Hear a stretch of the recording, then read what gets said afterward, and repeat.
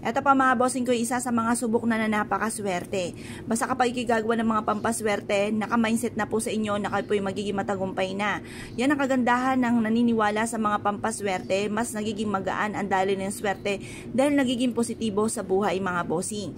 Ngayon pa mga bossing, kayo po mga bossing ko'y kumuha ng 3 bawang at ganoon din po ang barya. Ang kunin nyo pong barya mga bossing ko ay silver, kagaya po nito na 5 piso or kaya po ay piso. At pagkatapos halp ka sa may silangan ng mga alas 7 ng umaga, mag-wish ng mula sa inyong pong puso. Ang pag-wish mga bossing ko ay taimtim dapat. Kailangan po mga bossing ko, kayo po ay mula sa puso ang mga pag-wish na sasabihin nyo po sa pamamagitan nito. Kung ano po yung nagaganap po sa inyo, basta yung kung ano yung nararamdaman nyo, yung gustong-gusto nyong mangyari sa buhay ninyo, i-wish nyo po yun. Halimbawa, magkaroon ako ng sariling bahay. Yan ang pinaka-importante. Sabi nga po nila, pinaka-the best na meron ko ang sariling bahay dahil yung pagkain, basta't may kanin ka, tsaka kahit asin or toyo, pwede na, katalo na. Yan, kaya importante ay bahay. I-wish natin magkaroon tayo ng sariling bahay. Or kaya dahil sa ito'y pangarap pa lamang, wala namang bayad, sabihin nyo magkaroon ako ng malaking bahay.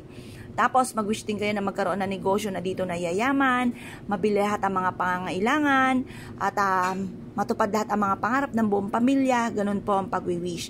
Ngayon pa mga bossing, pagtapos nyo po mag-wish ng lahat ng gusto nyo na walang gamit na sana, direct to the point, alba, magkaroon ako ng malaking bahay. Ganun ang pag-wish. Huwag kayong sasabihin magkaroon ako sana. Huwag yung sana, kasi yung sana, alanganin pa yan. 50-50 pa kung maring magkatotoo, maring hindi. Kaya direct to the point para magkatotoo po yan. Pagkatapos sabihin nyo po dito mga bossing ko na yun nga po lahat ng mga pangarap po ninyo matutupad. Pagtapos na, eto pa mga bossing ko ay mainam na dalhin nyo po palagi para magtuloy-tuloy ang swerte, para hindi patikim lamang or panandalian lang ang swerte. Ilagay sa inyo pong bag, ilagay sa inyo pong bulsa, pwedeng kaliwat kanan kung masyadong parang bumukol na yung bawang, kaya yung maliit lang na buti lang inyo pong gagamitin. Or kaya po mga bossing, kapag kinatulog, umuwi ka ng inyong tahanan, ilagay ito mga bossing ko sa inyong sapatos, para kayo po paggising nyo sa umaga, umalis po kayo, i-adya kayo kung saan lagi kayo ay suswertihin. Kaya kung kayo po naniniwala at naisyo po itong gawin, huwag ka na po magpatumpik-tumpik pa. Subukan nyo po ito.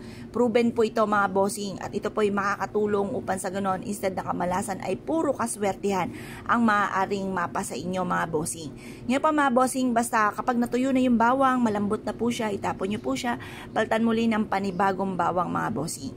Ngayon pa mga bossing, kung kayo po naniniwala at naisyo po itong gawin, ay siya mga bossing, subukan nyo po ito at makakatulong po ito upang sa ganon, magtuloy-tuloy ang pasok ng swerte. Swerte ito sa buhay, swerte ito sa mga mananaya, swerte ito sa nagdinegosyo, swerte ito sa mga mahilig rumakit, sa naghahanap ng trabaho, or nagtatravel. Yan, kaya kung kayo paniniwala at naisyo po itong gawin, ay siya mga bossing, good luck po sa inyo po lahat.